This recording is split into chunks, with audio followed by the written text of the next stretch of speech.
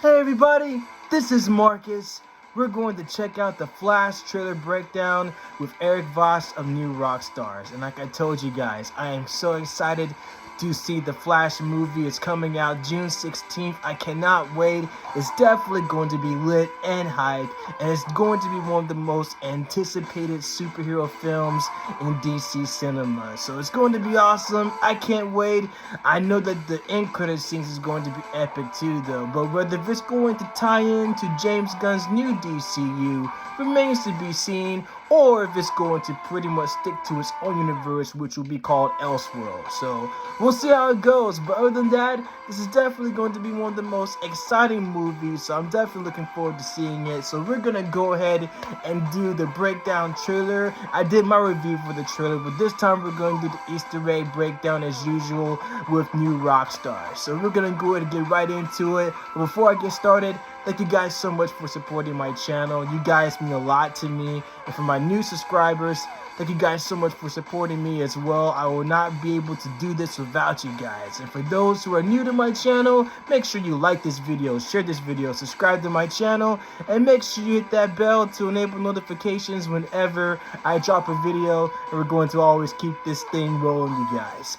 And make sure you guys subscribe to NewRockstars as well. They are awesome. I love Eric Voss, MT, and Jessica Clemens. They're a great team. They're really great with breaking down all the Easter eggs, so shout out to them. So without further ado, let's go ahead and get right into it, you guys. Welcome back to NewRockstars. I'm Eric Voss, and this is a breakdown of the new trailer for The Flash, coming June 16th, a DC crossover event where things are gonna get nuts. I'm gonna break down this trailer and break Pun down intended. all the Easter eggs and details that you might have missed. Let's get started. I lost my parents. The two berries. That pain made me who I am.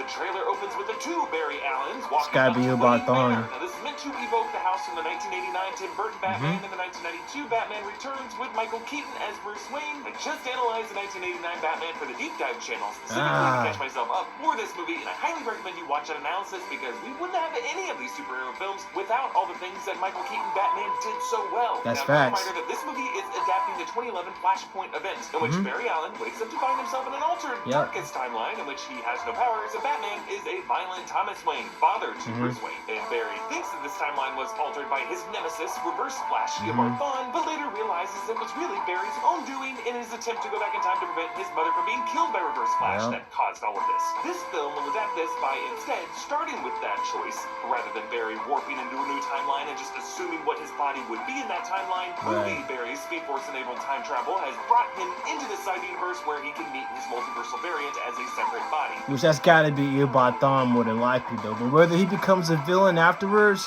we'll definitely check it out when the film comes out for sure. And also we'll do the deep dive with Eric Voss as well, where he actually reviews Batman 1989. Of course, it's a classic, seen it many times, but we're definitely going to do an Easter egg breakdown for that too though. So, but regardless, let's continue. Let's get right into it. This is a timeline where his mother, Nora, did not die, and thus a timeline where Barry never acquired powers, and it seems like Batman is the Tim Burton-era Michael Keaton, a universe that was technically Earth 89 in the DC multiverse. But this foggy estate with its towers and parapets is the same type of English country house as the Nebworth house that was used as Wayne Manor in 1989 Batman, but this is actually a different house. This is the Burgley house in Stamford, Lincolnshire in England. It's not exactly the same house. Then again, the Wayne Manor exterior did change between 1989 and the 1992 Batman Returns. It's never really the same outside design. I just love that it is foggy and gothic here because every other shot we see of Wayne Manor, it's so bright and so sunny, and I like my Batman draped in fog. Bruce Wayne, bruised fingers, Brucey Bruce, is taking a photograph of him with his parents Thomas and Martha, and these bruises show how this Batman is still dancing the devil with pale moonlight even at an older age. We see his empty workstation, he's gathering dust and cobwebs, and it looks similar to the way it did in the Burton-era films, but he's definitely upgraded his screens to a more high-tech setup. One screen showing the curved body of the Batmobile, on top the Batwing, and to the right, his latest bat suit. On the left side, looks like some older audio equipment. It's not exactly this, but it is something that looks like that goofy CD player in Batman Returns where Bruce DJ'd the CD to play back Penguin's audio to embarrass him during his that was hilarious. speech. I just love we got a reference to that. Okay, on to the next clip. I spent a lifetime trying to right the wrongs of the past. Yeah, it's definitely would be pretty cool that they're actually bringing back some of the old equipment as well, though. So it's pretty cool. As if fighting crime would bring my parents back. All the bat suits. You actually did. The Batwing lowers from the stalactites in the Batcave, hanging the way a bat does, and it's facing a waterfall. Now, I don't remember the Earth 89 Batcave having a waterfall like the Nolanverse Batcave did, and then Batman Begins, Dark Knight Rises. But again, this isn't quite the Earth 89 universe, it's just another universe in which Batman is Michael Keaton. We see a wider shot of Bruce opening this hidden door of the bookcase, leading to all the bat suit room. suits. Before we get to that, it looks like the photo of him with his parents was the key that unlocked it, and above that, there is a photo of someone wearing armor. Remember, Bruce in the 1989 Batman film did collect suits of armor in his mansion, and beneath at the bottom there is a black and white photo of an older generation of the family. But into this chamber, it contains 7 bat suits. From the left, it's a suit with gun holsters, maybe the year 1 or year 2 Keaton Batman who would take lives. Back in the day in the comics, Batman would just kind of run around. The first with Batman guns, suit. Then next to that, a blue and gray suit with the 1989 emblem. The one with the feet at the bottom of the silhouette. Also notice it has more of a furrowed brow. I love that he's got a blue and gray suit. Just one little way that this Batman and the Ben Affleck Batman in this movie are having some parallel thoughts. But then third from the left, that is the 1989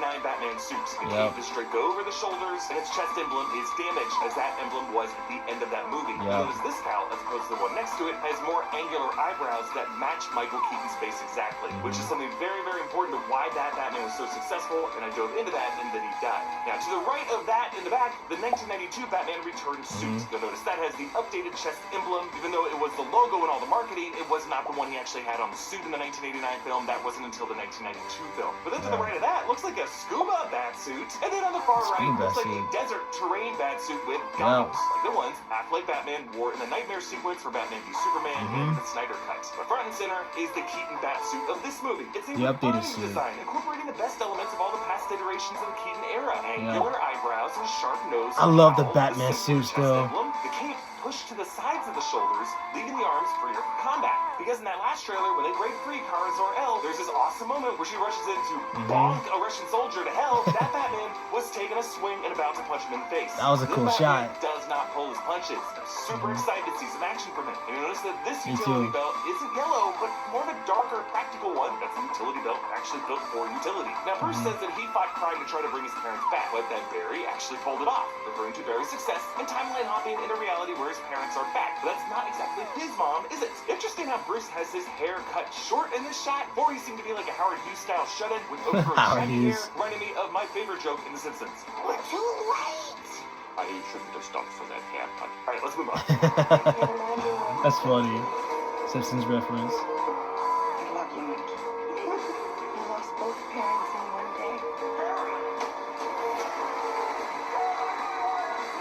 Okay, I think we're hearing the voice of Iris West, and she's reminding Barry of how he lost both Cyrus. his parents. His mother when she was murdered, and his father Henry, now played by Ron Livingston, replacing Billy Crudup from Justice League. Henry was framed for Nora's murder and in prison. We're kind of seeing some dual memories here. One Barry in a yellow shirt, reflecting the happy timeline, another in a blue shirt, representing the tragic memory of the day of Nora's death. The yellow shirt Barry, I'm thinking, is the Barry from the alternate timeline, who is often dressed in yellow, but never lost Nora. There's a warning Easter egg here. The yellow shirt shows the Scooby-Doo Mystery Incorporated. Scooby-Doo. The early-on Scooby-Doo movies were new DC head James Gunn's first franchise films, and on Warner-owned HBO, we got that Velma show everyone loves, and Scooby-Doo was just referenced in the recent episode of Succession. Pun intended for Velma. What are you doing me here? Is that where you went?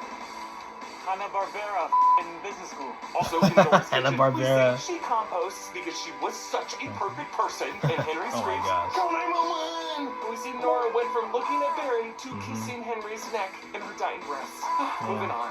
Of course, Hanna-Barbera, the product of Hanna-Barbera, actually Warner Brothers actually owns Hanna-Barbera's material, though. So Scooby-Doo, Velma, all the characters, they're all Warner Brothers, of course. So. I went back in time to save my parents.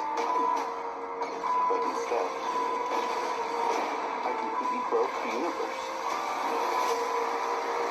Okay, I love this shot of young Barry running out of the house as the sky rapidly shifts from day to night, showing how Barry's perception of passage of time has been affected by the Speed Force. We see what that looks like when he runs back in time, with fiery spears bursting outward and then subsiding, maybe each burst representing him passing through a new timeline. But you'll notice before we get to black, the last one bursts blue. This is a coloring of Barry's Speed Force from this point forward. They change it from yellow to blue in this movie. That seems to be an important visual clue. Blue might be the color that his Speed Force takes in this alternate timeline, and a way to visually distinguish him from his other variants. And yeah, Ezra Miller is doing that same goofy run that they did in the Snyder Cut when Barry reversed time to save the Justice League. But you know what? Snyder's visual effects in that sequence were pretty incredible. Oscars fan cheer moment of the year incredible? Maybe not, but you know, it was solid. Barry skids to a halt in front of the Battle of Metropolis from the 2019 Man of Steel film and the prologue of the 2016 Batman v Superman when Zod's world engine was in the process of terraforming Earth. Presumably, this would be in a reality without metahumans like Kal-El, so no one is here to stop Zod and save all these people. Right, There's a no weird Superman. shot here where one kid is walking toward the destruction, and behind him, there is somebody in a bizarre suit. That is definitely not the Barry we just saw. I'm wondering if this could be alternate Barry in a DIY suit. Something that's going to fall apart immediately. What is he doing in the scene? Why does he think this suit will help him? I don't know, but he is a dumb idiot. So right. It couldn't be Professor Zoom though, so that's the thing. Days, you're going to love it as much as I do. Click the link in the description below to start your free 7-day trial today. Let's move on. If you went back and changed the past, this world must die. You changed the future. You know what this symbol stands for. It means hope, right?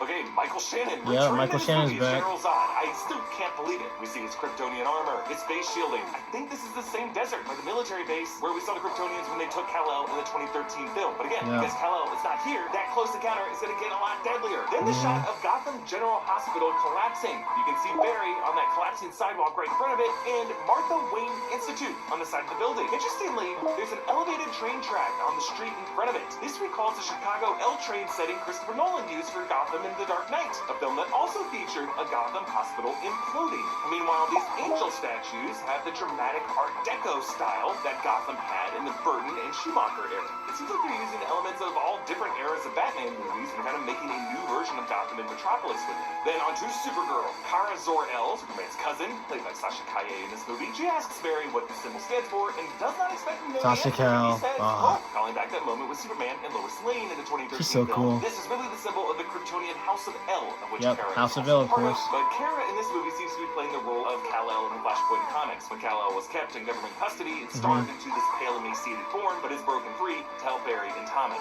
Now, in Man of Steel, Zack Snyder left one of those cryopods open on the Kryptonian ship and implied that his plan was for that to belong to Kal-El's cousin, Kara Zor-El. But notice, as Barry says, it means hope, right? The other Barry behind him is mouthing something else entirely. He's trying to answer the question, likely having no idea what it stands for. Moving on. I will hope it's like Zod.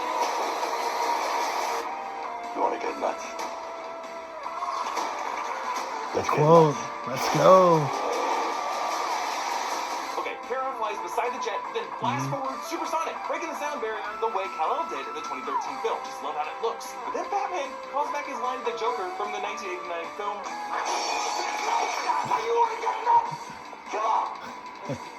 It's just kind of wild how self-aware this Bruce is. Yeah. That line wasn't really his catchphrase. That whole moment was really Bruce angrily calling out the Joker's performative insanity as someone actually going through a mental disorder. But the bats in this moment, interestingly, even He's more chilled though when he said it. Masquerade. But I think what's most interesting about this shot is that in the Super Bowl trailer, the ring of lights over the cowled Batman's head were mostly flickered out because over the years he doesn't give a shit about upkeeping this Batcave. But here, in this shot, they are all lit and functioning, which might be showing how this Bruce has gotten this Batcave back online. Maybe also foreshadowing an angelic halo in the event that this Batman might die. Oh no! I hope not. There's a flyby as Barry, Kara, and the other Barry arrive, all matching each other's speed, but I like how the more experienced Barry knows to stay low, like a speed skater, whereas Barry on the right leans back and he waddles. And yeah, this other Barry suit looks ridiculous, but that's because it is a modified bat suit. The 1992 era. It looks like that, but then it also looks like John Wesley Shipp's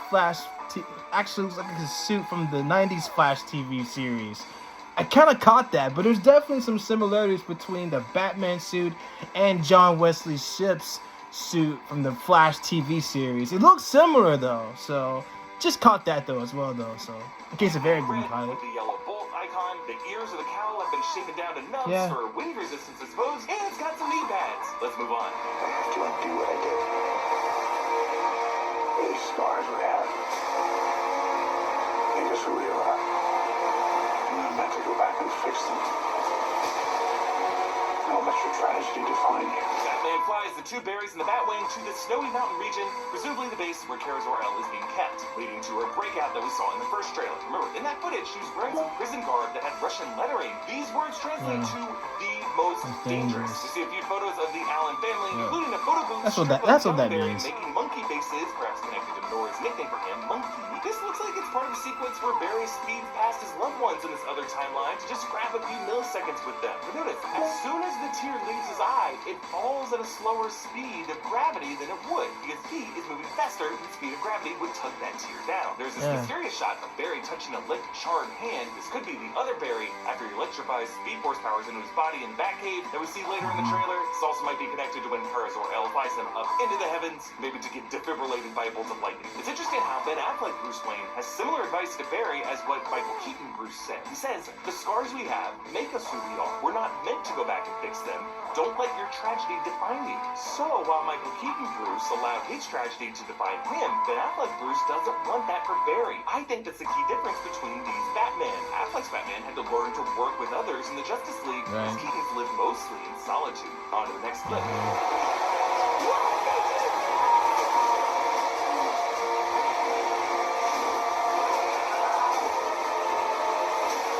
This is gonna be so epic.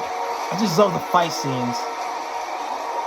Okay, more of this desert battle. You see two Kryptonian ships slamming into each other. Notice the tow cables and that Batwing flying overhead. Looks like Batman lassoed these into each other. Kara is pissed at Zod, screaming, "What did you do?" I don't know, maybe he killed Kal-El in this reality? She hammers away at his helmet with a pipe. Keaton Bruce protects Barry from machine gun fire, but notice the impact those shots take on him. This old man cannot do it forever. We see Barry running up to the side of a collapsing building, which now realize is probably that collapsing facade of Gotham General Hospital. I assume we're going to see him save a lot of ailing patients. Moving on. No matter what we do, we're not going to be able to fix this. No!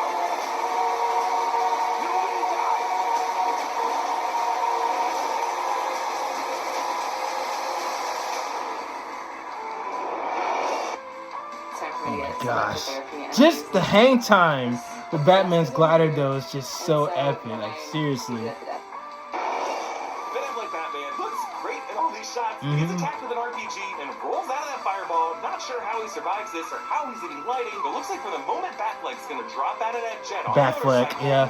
Trailer skiing from cables. This He's cool as Batman though. At any point in the sequence, it's just gonna be like one continuous drive. But here we might be seeing a wedge point between the berries. Our Barry says, no matter what we do, we're not gonna be able to fix this. And the other Barry angrily says, no, nobody dies. The two of them look like they're in some orange-colored vortex. It's actually kind of similar to the bubble that was formed when Barry ran through the time stream earlier in this trailer. It's possible that their actions will lead to deaths of others in other Barry's family. Maybe the death of Keaton Batman. And then other Barry will turn against our Barry for the final act of this movie and maybe become a form of Reverse Flash. And that's why he's dressed in yellow throughout this movie. Keaton Batman kneels in defeat in the desert battle. Similar to Kara in the earlier shot behind Batman, army soldiers are in retreat. But then there's a quick shot of another mystery speedster in dark armor, looks Kryptonian. I think this might be the Dark Flash that's been teased in merch, and Zod may have found a way to neutralize these berries with a Kryptonian speedster of his own. He leaps onto Keaton Batman's Batwing and punches through that canopy, just like the Kryptonians do to those jet pilots in the 2013 Man of Steel. The Batman ejects. He bumps into the side of the jet on the way out. We know this jet will crash due to its wrecked fuselage in the poster, and as he glides, you can see his cape's ribbing going rigid to turn the cape into a practical sail. Our man is hang gliding. I love it. Below, the ground is marked 36 and C for this military base landing zone. On to the last bit. Yep, the logos. You're strapped to your parachutes. And where's yours?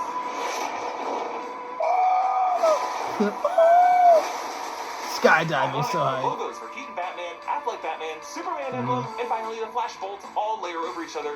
Let's be real, this is as much a Batman story as it is a Flash story. Batman drops the two berries over this mountain base, and as Batman skydives, the Batwing forms the Bat Signal on the light of the full moon, recreating Tim Burton's iconic shot for the 1989 film. Now, this movie's being billed as the ultimate DC crossover event. To look back at the interesting history of DC cinema. That's probably going to include other cameos these trailers haven't shown us yet. Maybe a George Clooney Batman, maybe a Christian Bale Batman, probably not Val Kilmer Batman, given Val Kilmer's health condition. location, maybe Keanu Reeves' Constantine, but spoiler warning in case this ends up being accurate, the Scooper Troopers out there are claiming that Nicolas Cage might appear as Superman fighting a giant robot spider, which would be a throwback to Kevin Smith's story about when he was developing Kevin Superman Smith. with producer John Peters, John Peters. Same rules about Superman, including the fact that Superman had to fight a giant robot spider, and then a few years after Kevin Smith left this project, that ended up being the final act of John Peters' produced Wild Wild West. If this ends up being the case, it sounds like it'll show up as a brief sighting during like a multiverse montage. This desert location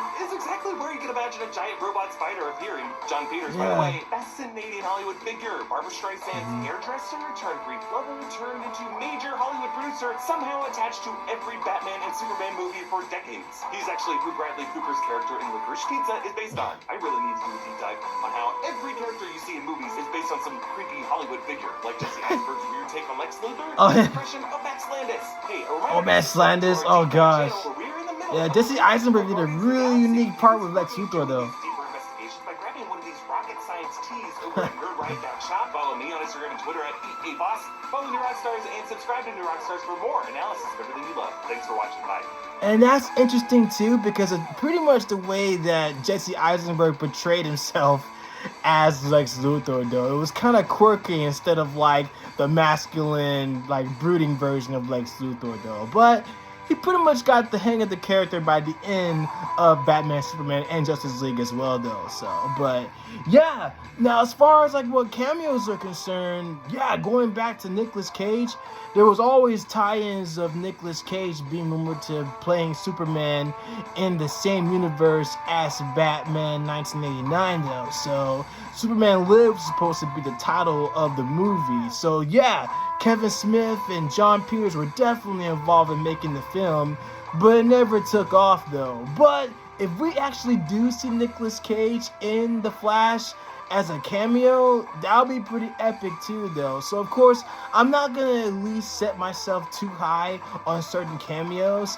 but considering the fact that it's very much possible that we could see multiverses, especially seeing either, for example, Christian Bale's Batman, George Clooney's Batman, or depending upon how Val Kilmer's filming, we could pretty much see him as Batman as well though. So depending upon how he's feeling, that'd be pretty cool if he could reprise his role as well though. But there's like so many opportunities to practically do this as well, considering it's going to be a multi-crossover event anyway though. So, and considering the fact that both Marvel Studios and DCEU or DCU, they're practically tackling with multiverse storylines, it's definitely a great time to be a comic book fan for sure though. So, and of course me being a comic book fan my whole life, this is definitely right up my alley for sure though. But yeah, it would be pretty cool if we do see that. And then going back to the costumes as well, just seeing all the Batman costumes, it's definitely similar to Tony Stark's Iron Man costumes as well, Iron Man suits. Like the Batman suits and the Iron Man suits are practically all the same though. So it's definitely going to be pretty cool to see that too though. So, and then on top of that, just learning about the Batman suits when I was a kid, and then the Iron Man suits as well growing up, they're always cool, which is one of the reasons why I have the Iron Manual in my comic book collection as well though. But then on top of that, the costume that the Flash was wearing, especially Barry Allen's variant, well, no one like is going to be Eobard Thawne, I believe, but pretty much still at the time he's still going to be called Barry's variant basically. But the costume that Barry was wearing basically is kind of similar to what John Wesley Shipp wore in the Flash TV series in the 90s. And of course, John made an appearance in the Flash TV series as well, playing Barry Allen's father.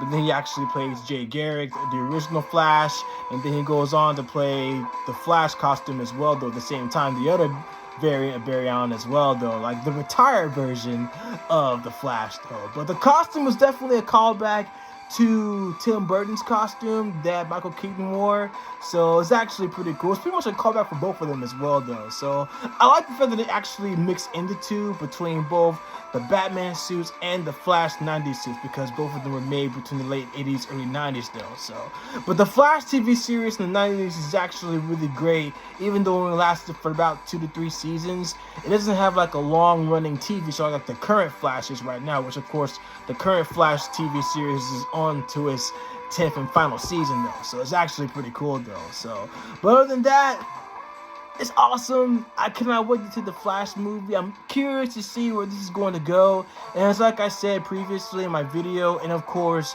Corey Jandro called this out from the Real Rejects as well. And again, shout out to the Real Rejects. But he basically said that Ezra Miller could still be the Flash after this.